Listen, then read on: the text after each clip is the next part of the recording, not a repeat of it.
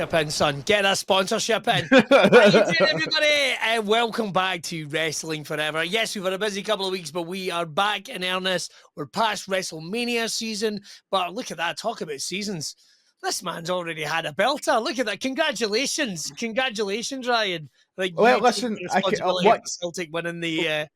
What can I say? I am such an inspirational and guiding figure in the Celtic changing room. If anything, this 4-in-a-row championship is down to me. So I want to take all credit, all respect. Brendan Rodgers, move aside. Nah, I'm joking, but thank you. It's been a real joy of a season to cover. I bet it's and that was why I left you alone at the weekend. Left you alone. I went, that boy is going to be having the time of his life. Well, to be fair, you know, funnily enough, contrary to what you might believe, I didn't even drink it. I didn't even take any celebrations. I just enjoyed it. For what it was. Listen, I've got a big few weeks ahead of me. You know, I've got to save myself. There's a treble on the line, Billy. There's a treble on the line. That's true. But let's talk wrestling.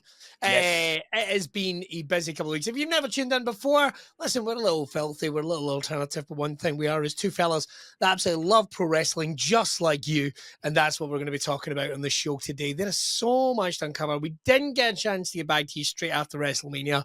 We both went into mental times, and Mania... Man, right, before we get in about it, was there a more diversive WrestleMania right there? We didn't even get to your ranking. If you were to give it a ranking, 2 nights on average, out of 5, I hate using the Meltzer star system because I think it's stupid. But if you were to give it a number of stars, what would it be, mate? What was your review of WrestleMania?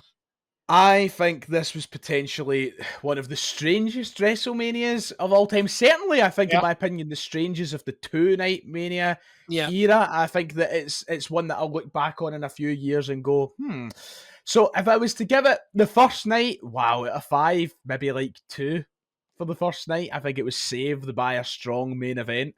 Right. Second night, I thought was really fun. I thought there was a lot of good bits on it, some great matches, some great quality. I think I would have given the second night a strong 3.5. I think we were far away from any of the 5-star Manias that we've seen in the past, even last year, whatever. So I wasn't maybe as angry as what a lot of people were about Mania coming out of it. But I was certainly accepting of some of the raging opinions, Millie. What about yourself? First of all, I would say, just as I hasten out there, you know, it's all fun. At the end of the day, like, folk need to calm the fuck down. Worst WrestleMania ever! Blah, blah, blah. Just like, look, I've been to some amazing rugby games. I've been to some amazing football games. I've been cup finals, World Cups, and they've been pish, but they were still good and what a day out. And sometimes you just need, folk on the internet particularly need to calm down. For me, with WrestleMania, I'm not one of these guys that's like tweeting every match, doing an analysis, everything. I know we come in here and we do this and we have some fun with it, but I thought on average, I thought there was some great matches. I thought the women's title match on night 2 was brilliant. I really enjoyed that. But few highlights, I've got to say. I will say about one big shout out, apart from the birthday boy, on the day we're recording this, Joe Hendry, happy birthday. Unbelievable. Happy birthday.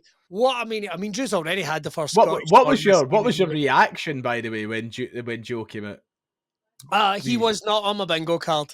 Yep. He was not on my bingo card. I had no idea. WWE done such a good job of distracting us of who it could be.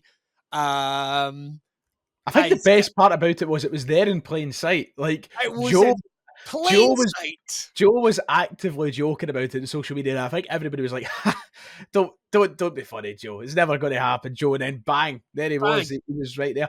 I think it was a Mania that had so many selective moments that were great. I think there was bits you could take. If you take a lot of night 2 and combine it with maybe the main event of night 1, that was a one-night show. What a great Mania. But there was just so much of it that kind of let it down, maybe some things that kind of dragged along.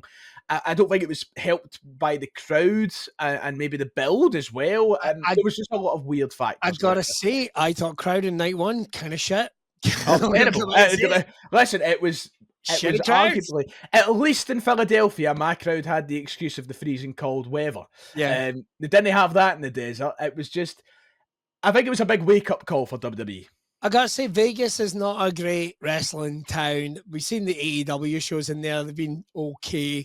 It's not a great wrestling town, man. And for me, it was a 3-star Mania, and I'm doing that across the 2 nights. Okay. Some real high spots, absolute belters, but not one I'm going to revisit a lot. I have to admit. That was the exact way I worded it. The way that I look at this Mania, bar a couple of matches in particular, I'm never going to go back and rewatch it. Like, I'll never sit down and go, do you know what I'm in the mood for tonight? WrestleMania 41. I just don't think it falls into that kind of category. Just some weird things in it. It's the curse, isn't it? I tell you what, though, big shout out again to Joe Hendry. To see that still going, and I know there were people that are very critical of how he was used on the night, but I actually thought it was a good spot. A competitive match with that surprise would have been kind of weird. Billy, the only way I could word it to you is, let's go back to 2016, 2017.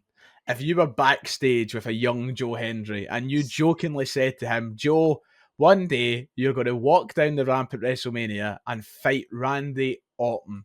Yeah. What do you think Joe would have said to you? Oh, fuck, I've no idea, mate. I really genuinely know. But that's the only way I can think about it. I'm sure we'll come back to it later. In fact, I saw a question coming in about it. That has been somewhere that Joe Hendry has been working towards since day one. And he got there, and he's only getting better. Again, I would say this to anyone that has never seen Joe Hendry before, or is just experiencing this era of Joe Hendry. There's so much more. You're just seeing a little bit of the timeline. There is so much more to come. Trust me, and he's only going to get better. And wrestling guys like Randy Orton putting him over like hell, I think it says a lot. It says a lot. Someone up there in WWE and in TNA, of course.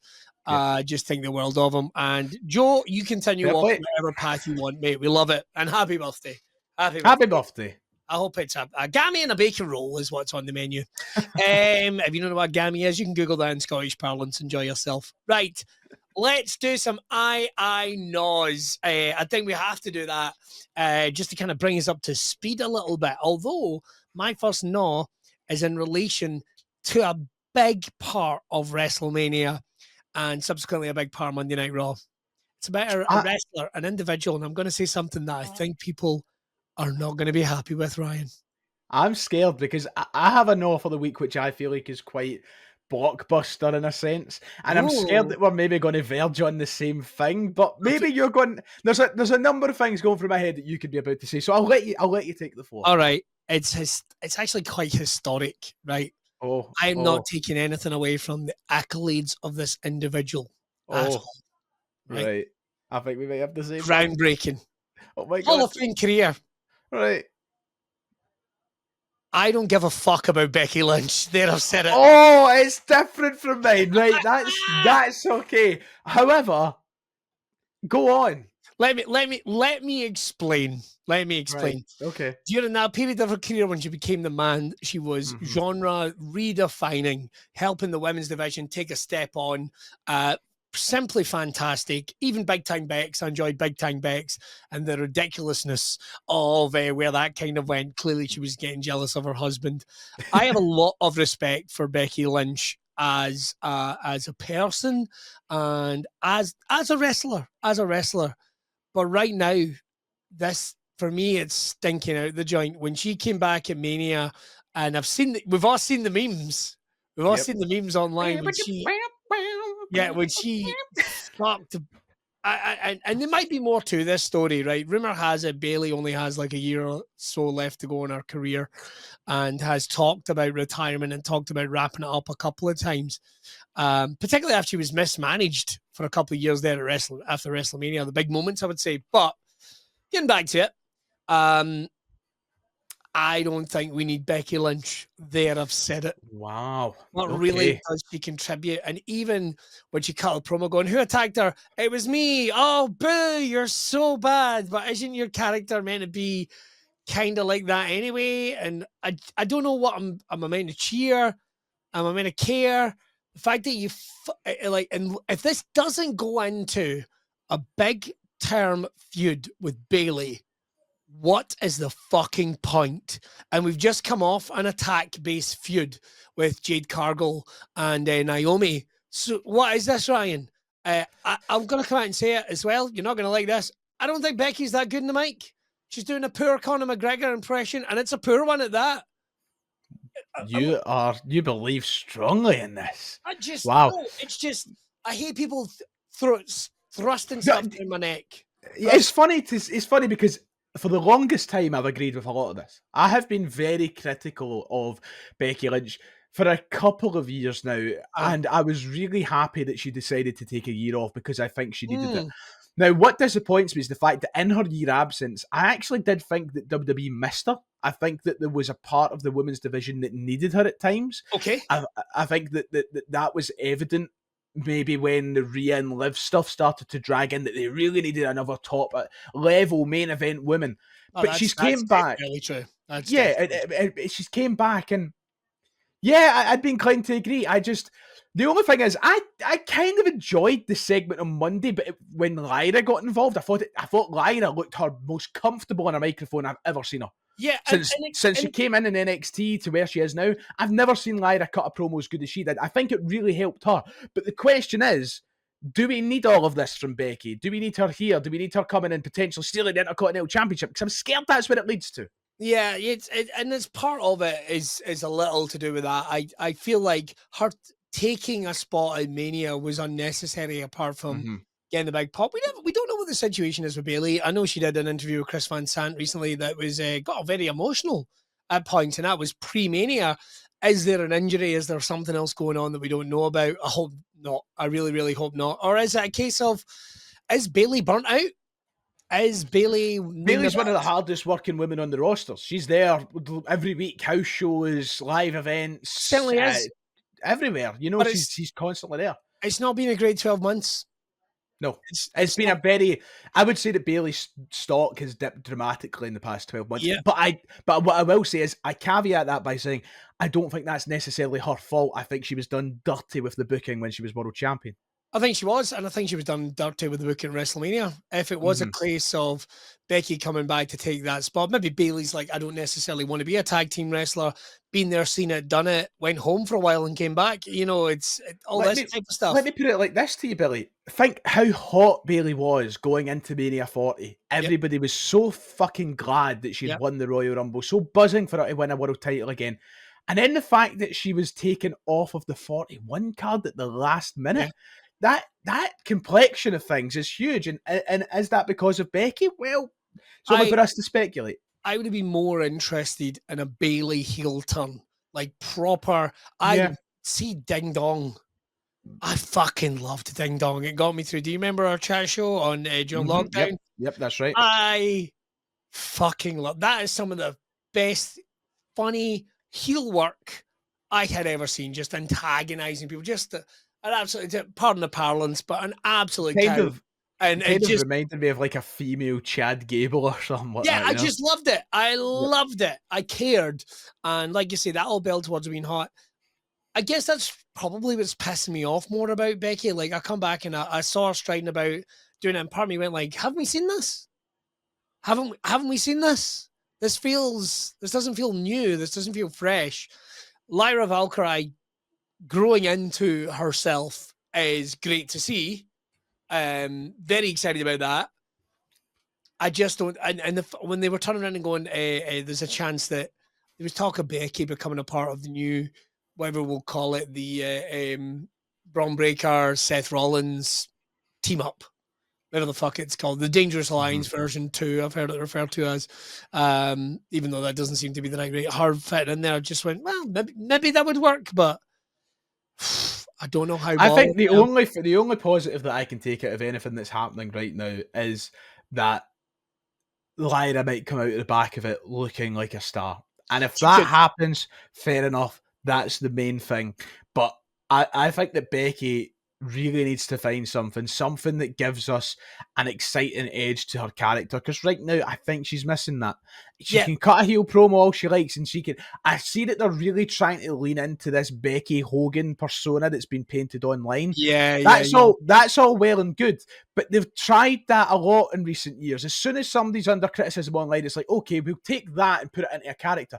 That's quite lazy. You can't just do that every time that there's a critique of somebody online. You need to get imaginative with it. So I want to see what they do with Becky. But right now, I really do agree with you. But and I kind of historically, I've never. Here's the thing. You can feel a difference when someone's really comfortable on screen and it doesn't feel like an act. Mm-hmm. Becky Lynch feels like an act to me. Yep. I agree 100%. And maybe she's rusty. Maybe that's always been the case. Mm-hmm. I got those exact same vibes off a promo. I've never really believed that she's the man. I maybe believe she was big time Bex a little more, but we need to see something better, because if it's the same old shit, it's not going to fly, and she's going to be gone in a year. And what would have been the point? What would have been the point? She alluded to the fact in her promo she's not going to work as much as she used to. I think that she is going to be back on a kind of part-time-ish type of deal. But I worry for Becky that she thinks she's a bigger deal than she is. How much will people care when she keeps coming back in a part? She's no Roman Reigns. How can she do? I just don't get how she's on one of those pedestals right now. When I look at the rest of the roster, how she is getting the bus and the part-time contract and the big money. And part of me goes like, apart from being a part of history, which she has been, she's a history maker. Part of the first ever female-led wrestling. She deserves all her flowers. I'm not denying her any of the accolades. Yep. But in terms of the performance, man, I've just never been as much of a fan as I want to be. And I think that's what I mean by Ryan. I think that's the thing that really pisses me off. It's like, I should love this, but I don't. Yep. And when you're on a Raw roster that has Rhea Ripley, Io Sky, Bianca Belair, Liv Morgan, and so much more. Yeah. There's a lot of work to do. You need to do a lot to stand out in that, man. There's a lot. Right, that was a long one. Sorry, mate. It's okay. What we got? Oh, I feel like I'm going down a similar path here, and I don't know if this is going to rub a few people the wrong way. Here it comes. I don't know if it's going to be taken in a negative manner. Drum roll, please. I am struggling, and it's early days. I'm willing to give it time. I'm struggling to care about heel John Cena. Oh, fucking hell! I'm struggling. Hell! When he put that timer up on the screen on Monday and showed that there was only 30 dates left of his WWE career, I couldn't help but think, holy shit, we're going to see this John Cena for the majority of these dates, and I don't know if that's how I want to spend the last few dates I have with John Cena. Okay. I'm finding it really hard to care for this character right now when The Rock has done so much to ruin the storyline, when John Cena has cut the same promo every week since coming onto TV. I feel there's so much wrong. Let's very quickly put a pin in it. We have to come back to it, but we also have to talk about The Rock. Oh, man. Right? I cannot stand that bald fraud of a man. What? I thought you were one of the Rockanites, or whatever they're called. I don't know. Me? I cannot begin to tell you how much he wound me up last week, Billy. This is a man who came out and said that everything's pre-planned, it's months in progress, then goes, nah, we came up with it on the night, we didn't have any plans. What am I meant to do with that? Do you think he doesn't know he's... So here's the thing, creative at least were working towards him being at WrestleMania. Fuck me, they were selling t-shirts. Mm-hmm. They were selling The Rock has finally come back to Las Vegas, Billy. And Kevin Nash very succinctly put why he wasn't there. Like, although he could have been, I still think he could have done something that wasn't physical, but Kevin Nash went, he's working in a Scorsese movie, right? He's training, he's in lockdown, there's insurance, there's stunt doubles. He's not allowed to do anything physical in the ring. Or he get injured, because I think it was something to do with Hercules. He got injured before he did Hercules, and that cost the production $10 million. Mm-hmm. You know, that's big money, and a Scorsese film, well, I'm sure has a big budget, I doubt is as big as Hercules, like a big studio kind of benchmark Yeah, thing. it's not like Transform or Fast and Furious, you know. Yeah, it's not like that. Exactly. So, that's Kevin Nash's theory, and he's worked on a couple of big movies, the Magic Mike movies and stuff like that. Big Tarzan, whatever his name was. He was also in the John Wick franchise, if I remember rightly. Just swinging, you'll miss him, but he's definitely there. He plays an ex-fat Russian guy. It doesn't make any sense what it is. But my point is he's to then come out and go, I was never going to be there. No, the final boss doesn't need to be a part of this part of the story. And part of me goes, yeah, it does. Yeah, it does. It does. The whole point in Cena turning heel was because he sold his soul to The Rock. Billy, we are almost 3 months on from the moment that John Cena sold his soul to The Rock, and we have no idea why or how it happened. And I'm starting to doubt we'll ever know why it happened. Do you think Cena's just making the most of this? He's like, I'm flying blind. Yep. I'm flying blind. They clearly still want to protect me. They're still selling t-shirts and hats, for fuck's sake. Like, that's the one thing everybody thought was going to stop or might stop. But clearly that's part of the deal. And hey, look, I'd buy a fucking Cena t-shirt for someone. I did. I bought the one at the Glasgow show. You bought the one at Glasgow. Yeah. But you're right. There is definitely, it feels rehearsed. Every promo is ending the exact same. Swing with it. I'm going to hit him with a belt. Swing, hit, put down, Cena on his arse. And away we go. What makes it more annoying to me is because we know John Cena is arguably the greatest to ever do it. He's one of my favourites of all time. He's arguably, at promos, whatever, arguably one of the best to ever do it. And what annoys me is knowing that every time he finishes one of these promos, he's capable of so much more than what he's doing. And I feel like we've been sort of, whoever's fault it is through, whether it's through Dwayne's, John's, Triple H, whoever, I feel like we are being deprived of what could be so much more of a character. I was so excited to finally see heel John Cena. And granted, there's a long way to go. We've still got a couple of weeks of this Randy Orton build. He'll then move on to CM Punk or whoever it may be. There's still a long way to go until we maybe see the flip back to face Cena. But as things are going, the way that I'd word it, Billy, is with the way that things are going, when Cena finally does turn face again and he ends his career and he rides off into the sunset, will we sit down and talk about how historic that John Cena heel run was, or will we just think about the first night Elimination Chamber and forget about everything else? I just can't see how he can become such a white hot heel talking point. Because you look at Seth Rollins and Paul Heyman, you look at what they're doing, and then you look at what Cena's doing, and you go, Cena's got legacy, of course he does, but something's a little more relevant today. I mean, is the plan going to be that Cena turns face? Do they take over the WWE and he's the only last person that can help them? I don't know. I'm him versus Randy Orton. Right, let's break it down to that. Him versus Randy Orton. Randy's not winning the title. No. We know Randy's not winning the title. He's not.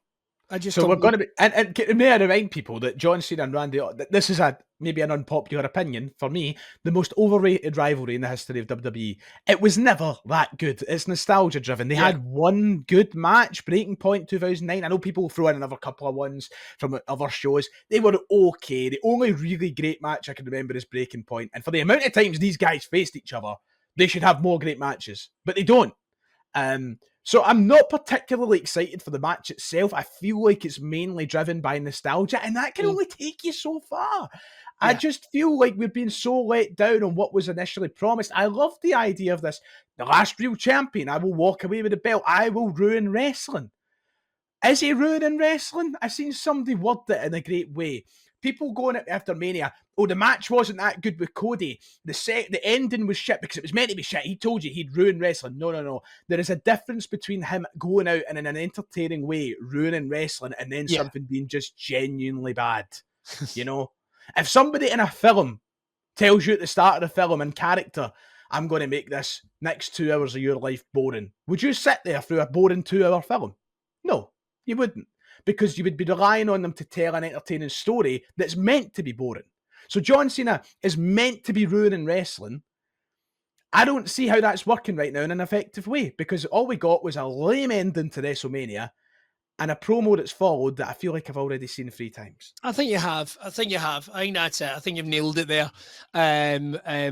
Also, like Travis Scott coming out. I mean, that was. I mean, for me, that was a big fuck you to the fan base, and not in a good way. I am very concerned of the direction WWE is heading, Billy, in the sense that we heard through WrestleMania week, Triple H say these words a few times. We're looking for viral moments. That was a real big point that Triple H pushed across. We can't build wrestling on clips. We can't push wrestling on clips of celebrities that make no sense. Yeah. We need to push wrestling for wrestling fans and with story that makes sense.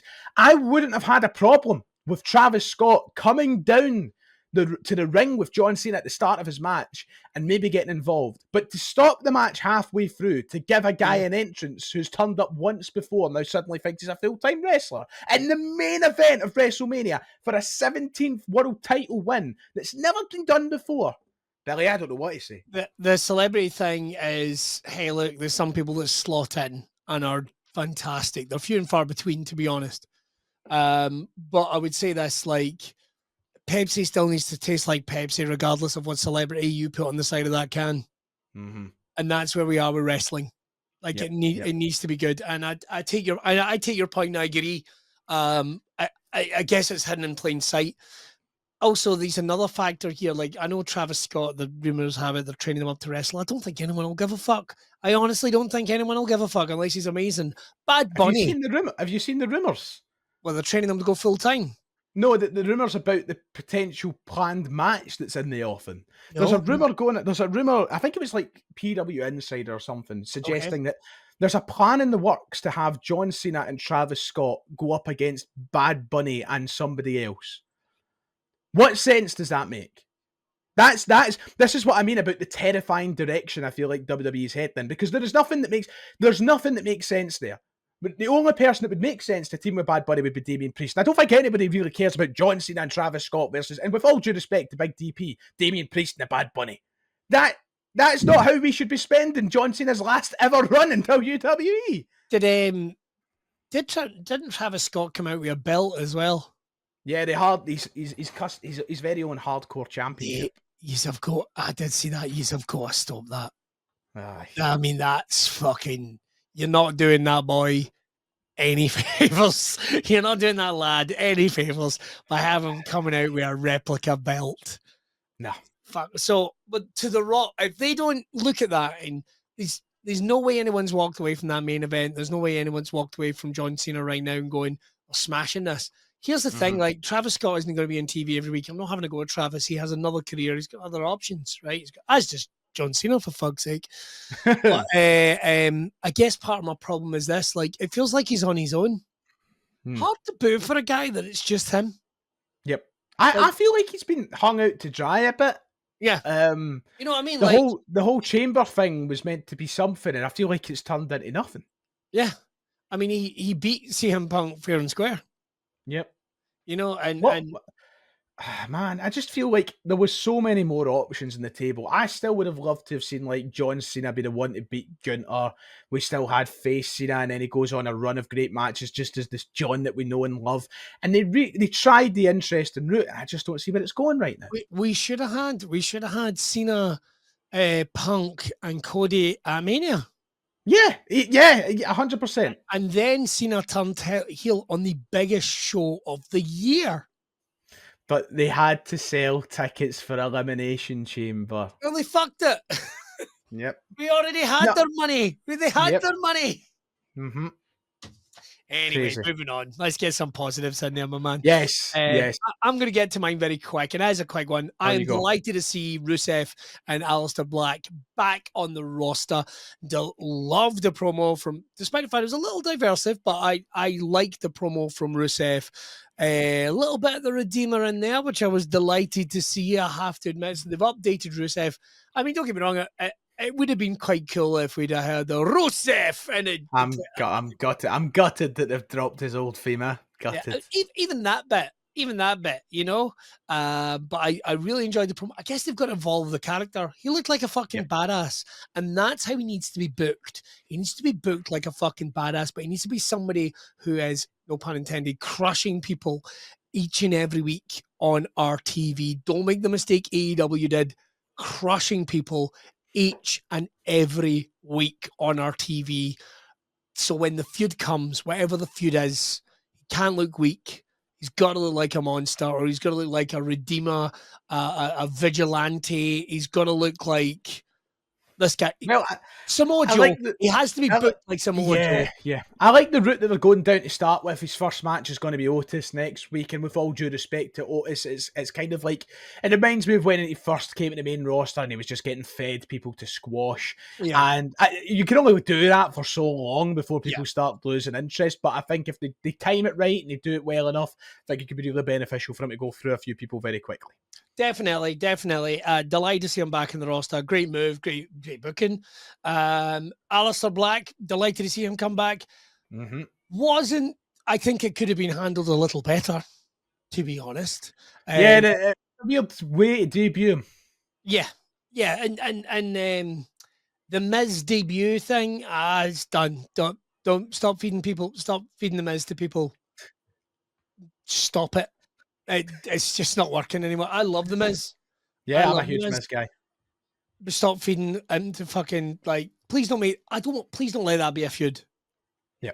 Don't let that be a feud. That's kind of it, really. That's my two good. It's also Karrion Kross. That Post-Mania promo was a star maker. Fucking Bon appetit. Straight to the top, mate. Straight to the top.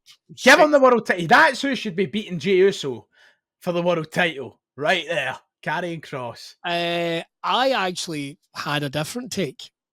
Oh. What if Karrion Kross were the guy to beat John Cena? I mean, that's a way to make a star. I really don't see it happening. It's a way to make a star. Well, you got a year. Who was the guy that was going, AJ, please, for professional wrestling, you need to do this? Who's the guy that cares? Who's the guy that can go toe-to-toe, promo to promo, and the fans are dying to cheer? We haven't had an organic one like that in a long time, Ryan. And I mean, like, that's where the problem lies, because even with Triple H in charge, if you get yourself organically over, it's going to get you nowhere. Well, I've got to say, they need to do something, because fucking Karrion smashed it. I just, hypothetically, I went, imagine he was the guy that managed to steal the title, and then you've got the road clear towards the end run. The end run. Cena, can he carry that title to December? Can he carry that title to December? I'll bloody love Karrion. Do you want me to give you my eye? Yeah, please, sir. Yes. I'm going to shine some positivity and some love on AEW for a minute, because they recently announced their Glasgow Hydro show for the double taping of Dynamite and Collision. And may I say, massive respect and fair play to AEW for giving back affordable wrestling to the people. Tickets as cheap as £30 at the Hydro. I can't remember the last time I seen a wrestling show sell tickets for £30 at that scale of wrestling. You know, It's been a long time. I picked up my ticket. I paid $60, got a good seat, looking forward to going. And listen, if I waited 24 hours, I could have probably got one for even cheaper, but I was impatient. I wanted to make sure I had my seat. So I love seeing this. And it's going to be a packed house at the Hydro. Yes, I think tickets have sold very, very well. They have sold incredibly. I actually don't think they're even on proper sale yet. I think they're still in the pre-sale stage. That's right. So for the amount of tickets they've already sold in pre-sale stage, looks staggeringly good. It's a massive thumbs up for me. I'm Tony Khan hater number one. I have a lot of bad things to say about Tony Khan, and I usually do, but I will give him his credit where it's deserved. And yeah, maybe they're making them so cheap because they know they need to sell tickets, but that's besides the point. This is what I love to see in wrestling. This is something that's really went out the window in recent years, especially with the TKO takeover in WWE. 30 quid, stupendous. big thumbs up. You could, you could sit like third row for something like £200 odd, which is still sounds nuts, but £200 odd gets you a seat at the back row at the Hydro for a WWE show, Billy. Well, this is the thing, man. It's like, this goes back to when WCW were booking tours in the UK. I mean, monetary wise, AEW are making it off their TV deals. They're going to make a fortune off merchandise as long as it gets fucking better. And this is the first tour of this. So let's give the people what they want. Give them affordable tickets. Tony knows how to do that. It's on the run to a pay-per-view. The tour's going to pay for itself. It's not going to lose money. This tour isn't going to lose money, so let the tour pay for itself. People get to see the live experience. They get to do the tapings. I guarantee we're going to start seeing them in Europe next. We'll start seeing ones in France and Italy. And that's what they should do. Listen, I know there's a risk of maybe tiring out the market, but AEW is still very fresh, all things considered, over here. And as long as you keep giving out £30 tickets, nothing can really go wrong. And I am excited to see every wrestler. Oh my God, there's going to be so many wrestlers crawling up the arse of anyone remotely involved with AEW. So poor Jeff Jarrett's phone and Instagram is going to be ringing off the bloody hook. All I've got to say is, Jeff, if you are watching, it is my night off from the Fringe. Please don't let me get a stamp. Are you going to try and get along? I don't know. Like, it is one of those things. Like, I am in the bizzle. I am in the middle of one of the busiest times of the year for you me. would like a night off. Like, it might be quite pleasant to get a night off, but hey, you never say never. If Excalibur gets the shits, we should jump in for a night. I tell you what, two for the price of one. Two for the price of one. Happily. Yes. But right, there's a lot to talk about wrestling. I wanted to engage you in a little bit of fun, if you don't mind, my friend, because it's been a while since we talked. I want to talk about this that popped up online. I popped it on the screen for you. This is something that's going to be a bit viral. 4 contracts, 4 different companies. You could sign one of these: WWE, AEW, TNA, or indeed New Japan. I'll run you down the specifics if you can't see them on screen or if you're listening audibly. WWE contract, you're looking at this: 2 years, salary $500K. I assume that's per year or split. Doesn't matter.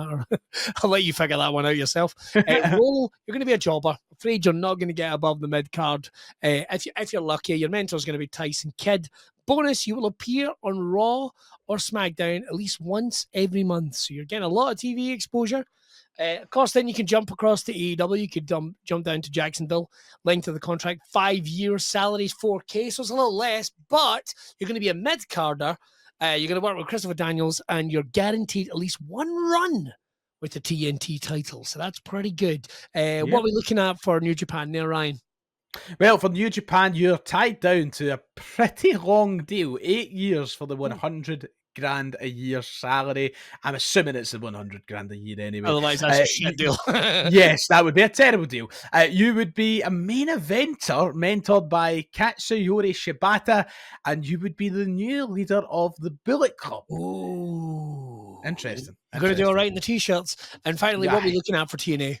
And TNA, 3-year deal. Of course, TNA now kind of hand in hand with WWE, so kind of like an NXT deal at this point, but a 3-year contract, £200,000 or dollars per year. You would be the face of the X Division like AJ Styles all those years ago, mentored by the man who tried to kill Paul Heyman, Tommy Dreamer.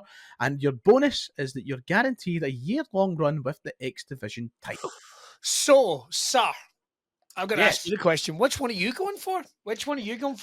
I posted this online earlier on tonight, and by goodness, people have a lot to say. I think the one that is going to get people's eyes lighting up the most is the AEW contract. 5 years, 400,000. Being in the mid card for 5 years, if you're at a young age, is probably decent to be at with a title run. Yeah. I think that's the one that will catch people's eyes straight away. I'll tell you the one that I'm avoiding. What's that? It's New Japan. I ain't going to New Japan for $100,000 a year on an 8-year contract. No 8 years way. does seem a long time. you could make the same amount of money in 2 years at AEW on that contract. So I just don't see the sense in the New Japan deal. But my decision, where I would be going, is TNA. Wow. I'd be going to TNA. With the new direction that TNA is heading in, effectively looks as though they could be heading towards some form of WWE ownership, maybe. For 200,000 a year over 3 years, I think if you ace it, if you knocked it out the park as the face of the X division, as I said, like AJ Styles was, for 3 years, I think at the end of that 3 years, you're looking at a WWE contract that's better than the role as a jobber. So I'm going for the TNA deal, baby. Well, I got to tell you, in general, it seems to be everyone's going for TNA. Really? In general, the majority of people are going for TNA. Let's see, 80s Then and Now has gone for TNA Wrestling. Let's see, we've also got, was a whole bunch. Ian Fraud offers a bit of long-term ceiling, connections to WWE as well. Matt Inkster said the same. Couple going to New Japan as well. Really? Wow. Couple going to New Japan. I'd say second after TNA, everyone's going for All Elite, right? But I have to tell you, only one person has gone for that WWE contract. Wow. Only one. I tell you what, though, if you're trying to get very technical about things, WWE is probably the place to go if you want the best health insurance and the best, road cover and the best connections. Like, I think I could happily be a jobber for that sort of money. I could be the next Heath Slater. What did you choose? I'm tempted to say, this is my journey. I'm going to go WWE. Oh, he's gone for the jobber. I knew you'd go for I'm the jobber. I'm going to go WWE, right? And then I'm going to do a couple of spots in New Japan. I'm not staying for the 8 years. Sign that AEW contract, and then I'm straight into the main event picture of TNA. Love it. You're doing it. You're knocked off. There's your path, mate. I'm doing a lot There's your path. I'm doing a lot of them. Why the fuck not? Big time Billy Kirkwood. That's it, mate. Let's get some questions. Yes. Let's see what the people are saying. I've missed the people. You missed the people. I mean, actually, do you know what? Don't even clip that, right? Don't even clip that, because I've been done. I've been done on this point. There was a clip where whoever you are, you got to clip it. I accidentally said a certain phrase that has the initials of WATP one time on this podcast, and it was on Twitter. And you know who you are, Ryan. So I don't want clipped again. Anyway, the questions. Well, as somebody called Billy, that's delighted to hear. Oh, we have fun. We have fun, don't we? Right. I kind of covered this earlier. This was Chris Brooker in this one, and as someone that has known and worked with Joe Hendry since he debuted in ICW, I'd love to hear you taking his incredible journey over the past year. What we think his next chapters will be. It's a great question, Chris. I know you've worked with him as well. I'm not saying it for any type of kudos. I'm not saying it to jump on the back of it. When I first met Joe Hendry as who the fuck is that doing an ICW show in Edinburgh, one thing I knew about him within about 5 minutes was that he also sang, he also wrote music, he was in great shape, and he was taking being a wrestler very, very seriously. And one thing I can tell you I noticed within a few weeks was how many chains he'd rattled.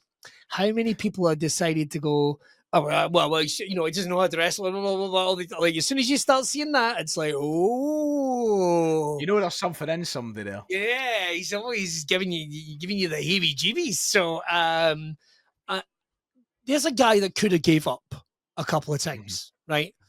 Things didn't work out necessarily the way I thought he might have for him in ICW. But then he, did the work in ROH, wrestled for every major company across the UK, made his way into TNA once, didn't work out, made his way back to TNA, and has been on the radar for WWE for at least, by my count, it feels like he's been in the radar of them for at least a decade, right? Since he debuted. So I knowing his work ethic just in like the first couple of weeks of knowing the guy, I'm not surprised at all. And there's a guy that could have gave up. Like, it would have been so easy for him to give up. Do you know what I mean? Other people have. And the fact that he hasn't is so much of a testament to every independent wrestler or everyone who would like to work in pro wrestling. It would have been so easy to go, that's me, I've done my time, I'm away home. He could have made a living here in Scotland or extra money here in the UK just being a wrestler. But there's a guy that can, God, man, he can sing, he can present, he can commentate. Like, there's so many things open to Joe Hendry. But he stayed the course, and he got better and better, and he made it the fucking WrestleMania, and he is a TNA World Heavyweight Champion, the second man ever to do so from Scotland, but a man that has done it to such explosive impact. No pun intended. Where he goes next, I have no idea. The Believe in Joe Hendry will come to an end. Yep. It will come to an end. Some people have said it started showing signs. I'm not here saying that right now, but it will come to an end, and there'll be something next.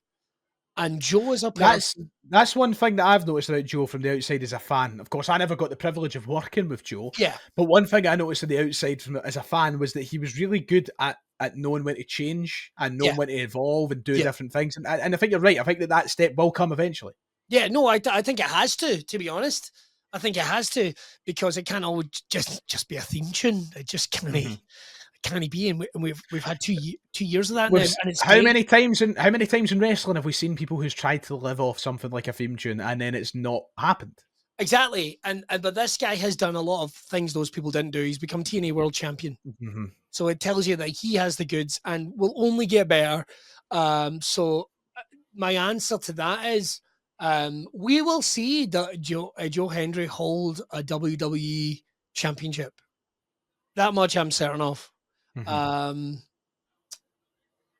I think he's going to be a big deal in WWE. I think a legacy-defining career in TNA. He might decide to stay with TNA. He could completely throw that off, because better to be a top name in TNA than just be another part of the shuffle in WWE.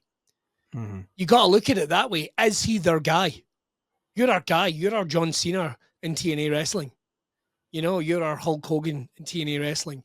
And you've said it. There's been allusions to him being being an ownership thing maybe with WWE. So to answer your question, Chris, I don't know for certain. I just get a feeling, and we're very proud. He doesn't need to hear that from me, and he doesn't give a fuck. But I'm very proud, because I do remember when the last times I got to spend a good amount of company, a good amount of time in Joe's company was just before COVID. And we were doing a one fall sessions, and we were being very honest during this one fall sessions about a load of things. I was being very honest about how I felt about radio. He was being very honest about how he felt about wrestling, even talking about some of the people that had been like obstacles during that time. And I'm by no means doing a comparison, but I remember looking at him going, this guy's never given up. This guy's never given up. And I firmly believe he has a big part to play in pro wrestling, and will do for a long time. Could even be behind the camera. Keep going, Joe. Just keep going. That's all I've got to say. Love that. There we go. Inspiring stuff. I hope so. I really, God, even as a Scotsman, I've taken myself out of having known Joe, and we're not on bad terms or anything, but we're not on regular speaking terms or what have you. Just delighted to see, just absolutely. And as a wrestler, happy for anybody who can do it over. Sorry, the heat is getting to me. It's no you boring. The heat is getting to me. The heat is getting to me. It's absolutely killing me. But any Scotsman that can make it to that level, you've got to be immensely proud of. And I'm really excited to see what happens next for Joe, honestly, because I think that the sky's the limit. Got one here for you. This has been sent in by a beg pardon, I want to get this right. Sovalist? Svolis. He just said in the very, very prominent thing. Mind Jack Swagger being world champion and Money in the Bank winner. Some laugh, eh? This is like a common theme of question on our Celtic podcast, where somebody will bring up the most random, obscure thing and just go like, remember that? Eh? And wow, Jack Swagger, world champion. That was... Do you know my first ever wrestling show that I went to? Oh. Jack Swagger was world champion. Fucking hell. Yeah. That was the main event. The main event was Jack Swagger and Edge at Braehead Arena. First ever wrestling show I went to. And the less said, the better. He was look, he became world champion the wrong side of the what the fuck does it go again? How's it go now? The people. Oh, really? I'm surprised to hear that coming from you. Listen, there was a vital word missing out of there. Don't you try and stick me in. We the people. There we go. I do. But, see if he'd have been world champion of that side of it, man, I think that would have been really good. Well, it was, wasn't he? He did. Remember, he won it. He won it twice. Did he not win it on the other side? I think he did. I'm sure that. Hold on, let me double check this. Remember, I don't think he did.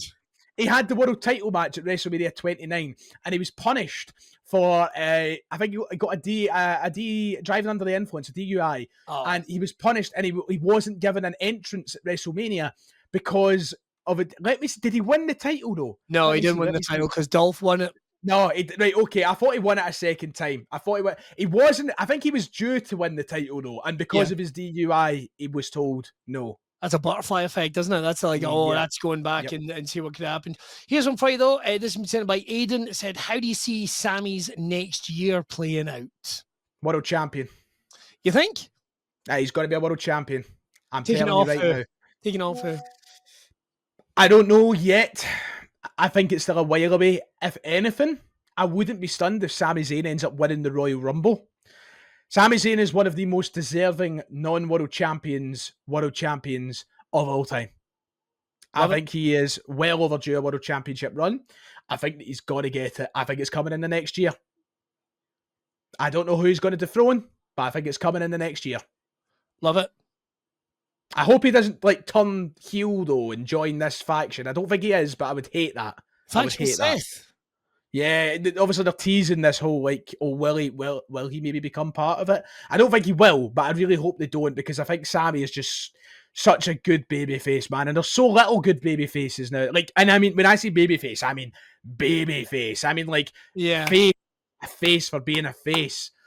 There's not a lot of them in this kind of modern age of wrestling. I think Sami's one of the last of a dying breed. I got more of a vibe really that he was just fodder to get them over his heels. I didn't think that was a genuine offer. Well, maybe, yeah. Maybe everyone forgets that Jim Neidhart was briefly a part of Degeneration X. Go and check that one. Fucking history books. Right. One of the founding members. But next year, I think he's going to win the world title. It's a great take on it. It's a tricky one though. It is genuinely a tricky one. Got a couple more here. Just gonna get these for you. Please excuse me. That's okay. You take your time. If with Liv Morgan leaving, didn't know she was. Have you not heard about this? So what is it? She's leaving the company. So no. Leaving the Judgment Day. No. You've generally not seen anything about this. Is this something about a movie? Liv Morgan is going in to do a movie, and it's not been revealed what the movie is yet, but apparently everybody's jaws are going to hit the floor. And the way that Dave Meltzer has put it, and Sean Ross Sapp has put it, is that this role could very well make Liv Morgan the next it girl in Hollywood. She could be the next Margot Robbie. This is a huge... It's not a superhero film. That's been... A lot of people were saying it could be Gwen Stacy for Spider-Man. A lot of people were saying it could be somebody in the new Batman film. It's definitely not a superhero, but she is apparently going to have a role that people's jaws are going to hit the floor when it's announced. Can I just say just quickly? Go on. Right. That WWE have done this type of shit before.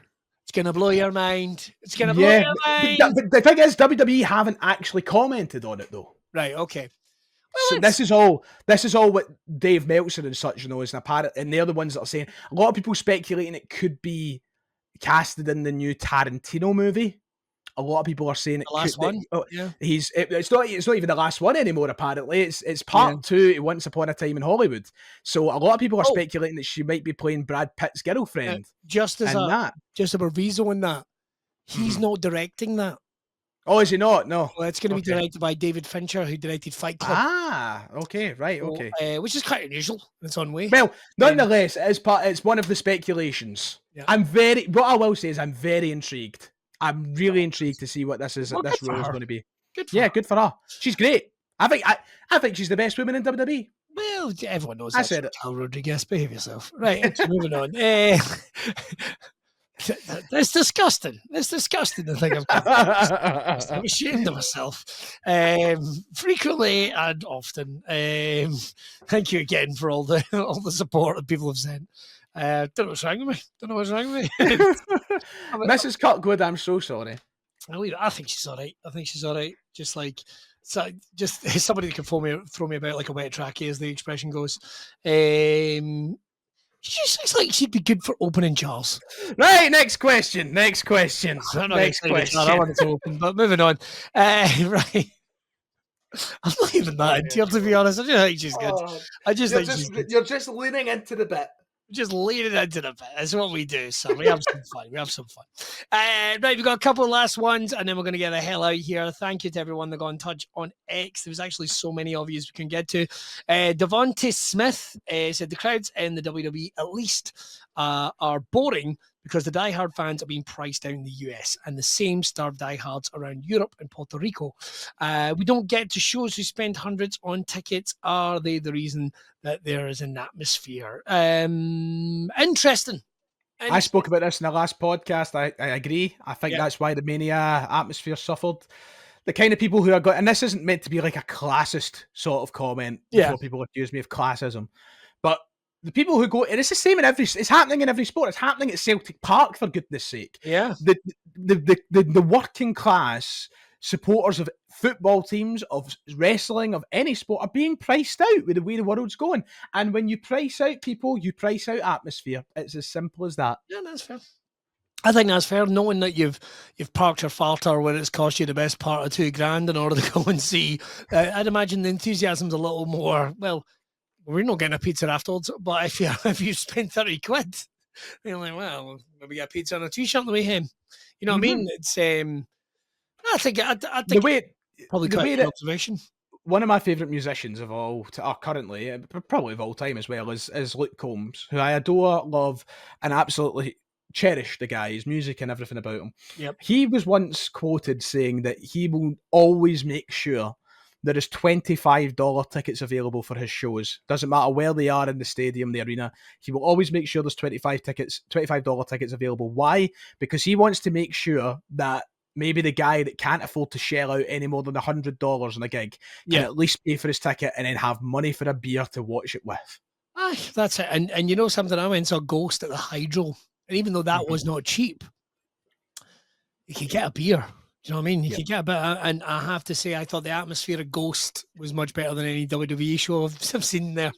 Yeah. It's not meant to be classist in any way, shape, or form. But if you pack an arena or a stadium full of people who have bought a $30 ticket, the chances are they're the kind of person who want to scream and shout their lungs off more than the people who are getting it through executive sponsorship tickets or paying for their corporate wallets. It's just fact. Again, I would like to say we're more than happy to take any free tickets or anything going at the Hydro. The corporate box. I will make all the noise. Me and Ryan would be great at the corporate box. That's all I've got to say. Just a couple of megaphones. We'll make that place fucking rock. Yes. Finally, this one's ended by Kevin Twist. Hi, Kevin. He had said, thoughts on the lack of main event talent on the NXT men's roster. A handful of people, while the rest of the brand is doing well, especially the women's division in comparison. We look like we're getting... we look like we're getting it. It's not Obafemi. I always do that. We look like we're getting a little shift where we're getting some spillover into TNA in the main event. Yes, that's right. But it is a good point. It is a good point of where's Obafemi going? Whereas, I mean, you think of the main event. You think of the NXT main events over the last 2-3 months. Some of those people have been gone for a bit. Some of those people are apparently going. So who's next? Well, it was quite funny because they had The Undertaker come out last night and threaten Obafemi. I'm like, that's how much talent we're lacking. We need to get The Undertaker out to cut an upstart. Just looking for a chance. Listen, I the women's division for the longest time now has been carrying the NXT main roster, the NXT roster. The women's division in NXT, in my opinion, is the best roster in any women's division across wrestling. And a lot of people go, "Oh, AEW's is great." It is great. It's fantastic, but I just think that NXT women's roster is fantastic. Julia, of course, Stephanie McKay. We might be seeing Roxanne going out, but Roxanne, Sol Roca, just name after Cora Jade, name after name after name in that roster, and it's great. But in the men's, you've got Obafemi, you've got Ricky Saints, you've got Ethan Page, and then it kind of falls off a cliff. A lot of the guys are young. I mean, that Battle Royal, did you see they've announced this Battle Royal to determine the number one contender for the NXT Championship? Yes. And there is like 2 guys in the match that haven't faced Obafemi yet that are at like a top level. And that's really concerning. Yeah, and his name's still missing. His name's still missing. You need to get in the mix. I know that the Gallus boys are held in high regard in terms of training and tryouts. And I mean, every one of them has excelled when they've been on screen. Let's get the Gallus boys back in there. I'm dying for it, man. I think that the biggest thing I've always said about NXT is the landscape of wrestling has changed. People need to accept that 2015, 16, 17 NXT is gone. It won't come back. The days of signing Adam Cole, Kevin Steen, El Generico to your NXT roster is done, because these top talents now have options. They can go to AEW. They can apply their trade there. And if they don't go AEW, they're going to turn around to WWE and go, I don't want to go to NXT. I don't want to be cutting about with American football players or sprinters or gymnasts. I've been wrestling 15 years. I want to be wrestling wrestlers. So the state of NXT has changed completely. For better or for worse, you could argue that. I just think that they really need to do a job in trying to make a lot more of these younger guys coming through, whether it's through the NIL scheme, whether it's through LFG, whether it's through social media. They need to do a better job as building them as wrestlers and not what they once were. Get some vets in there. There's still some names in the independent circuit that you could sign up that would shift the needle. Get Mark. Fuck it. Get Mark Cardona. Offered him a contract. You're right. I don't know if Matt Cardona would be interested in NXT, but I get what you're saying in terms of that caliber of talent. I think you give him the flexibility. Maybe like NXT, you're still allowed to take your bookings elsewhere. Because he makes a lot of money off that. GCW, they've had a relationship with GCW. You know what I mean? There's a couple of names. Well, maybe not. Maybe some of them would never get the run in the NXT roster. But you're right. They need to do something. They need to freshen it up. And there's names that haven't been put in there. So we assume that Chef Sean is cooking. We assume he's aware of that. And you know, there used to be an old expression in wrestling, like you needed to go away to come back. Like you needed time away to come back. So they might be just some names are getting ready to come in. I am a little tired of a guy turning up on NXT and the next week challenging for the title and winning it. Like I'm not the world's biggest fan of that, to be honest. I didn't care for it when what do they call him? Adam Page, Ethan Page. Too many pages. Too many fucking pages. Yeah, because obviously Ethan Page done it. Ricky Saint's kind of done it. Yeah. Few people have done it. Too much of that. Saying that though, Ricky Saint getting into that main event picture wouldn't be terrible. I still would maintain I feel he's still a little unproven. What? How dare you say that? Well, am I wrong? I'm wrong. You're opening a can of worms, Billy. Is he maybe just, you know what I mean? Like you're opening a serious can of worms. He's had some great matches against some great talents, but let's push him towards the main event scene in NXT. There is some of these guys maybe on the main roster within a year. Yep. So we need to get them ready, or fuck it, let them feud with Joe Hendry over TNA. You know, I don't hate that. There's options, and they need to consider them very carefully. But just do me one favor, keep Sami Callihan off your telly. I know I don't think he's really an active member of the TNA roster anymore, but for fuck's sake. I've not seen him in a long time. Oh, for fuck's sake. He looks like the guy that cuts the grass for the council at the end of your street. Like, for fuck's sake, man. Sami Callihan. I've not seen what he looks like recently. You're in trouble. Like, listen, I've got to drop a bit of weight. I've got to watch my cholesterol and all that. I'm getting up at a certain age, but I'm still in better nick than Sami Callihan. Yeah, he looks very different nowadays. What was his name when he was briefly in WWE again? Was it not Solomon Crow? Oh, fuck, I was well off. I was going to say Zion Riz or something like that. Solomon Crow, that's a throwback. Wow. He was a hacker. Originally when he came in, he was a hacker. Yep, that's right. Because that's what says wrestling. Somebody that's really good at fucking coding. I'm a hacker. How many times have they tried fucking hacker gimmicks? Remember the whole rich? Oh, anyway, shall we take this home? let's take this home. Thank you as always to everyone that's tuned in. There'll be more regular, might even do some shorter episodes and we'll have you on the way as we go into the summer, a white hot summer, where we also get to take a little bit of a look at the wrestling world in general, a little look back some of the things that are going on. We are dying to do a kind of snoop over the WWE and AEW and merches shops because there's some fucking pish out there. Absolute garbage. And yes, I am even looking at you, one hour tees, because there's some wrestlers I'm going to come out and say it, don't need a fucking t-shirt. I'm going to come out and say it. Like, you know what I mean? You know what I mean? I agree. Where's my King Kong Bundy t-shirt? That's what I want to fucking know. Where's my King Kong Bundy t-shirt? You had a special request, Billy. KKB, maybe. KKB. That's all we've got to say for this episode. Don't forget to check out Ryan, of course, the 118 podcast, his podcast list, number 1 on YouTube. You shouldn't even be fucking looking anywhere else for your Celtic hookup. Your boy's got it here. And what a fucking year it has been. And they're just getting started going into the summer. So make sure to check that bad boy out.